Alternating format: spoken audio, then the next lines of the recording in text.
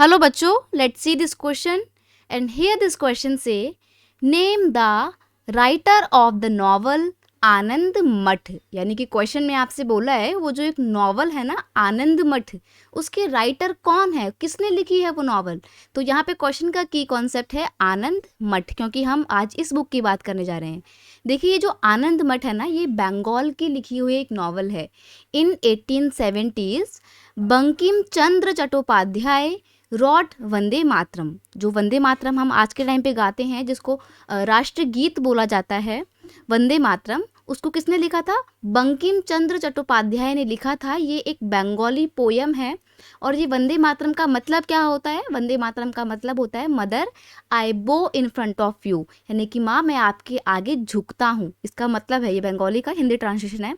तो ये जो पोयम थी बंगाल में थी, बंगाली लैंग्वेज में लिखी गई थी, 1870 के टाइम पे लिखी गई थी as a hymn of motherland. ये मदरलैंड यानी कि अपनी मातृभूमि के लिए लिखी गई थी।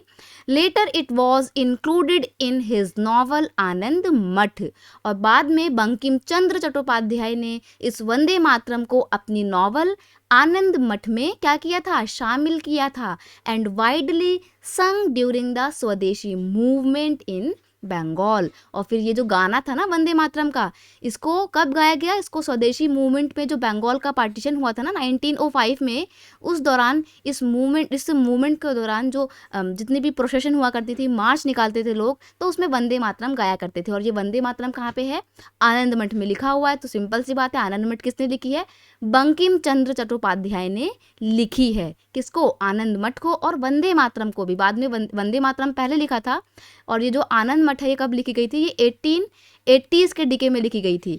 तो बाद में जो 1870 का अपना गाना था, इसको बंकिम चंद्र चट्टोपाध्याय ने अपनी नॉवल आनंद मठ में ऐड कर लिया, इंक्लूड कर लिया। और ये जो गाना था, इसको बाद में बंगाल पार्टीशन के दौरान बहुत ज़्यादा वाइडली गाया जाता था। और ये जो आनंद मठ है ना, इसमें सन्यासी मूवमेंट के बारे में बताया गया है। ये सन्यासी मूवमेंट पे ही बेस्ड है आनंद मठ।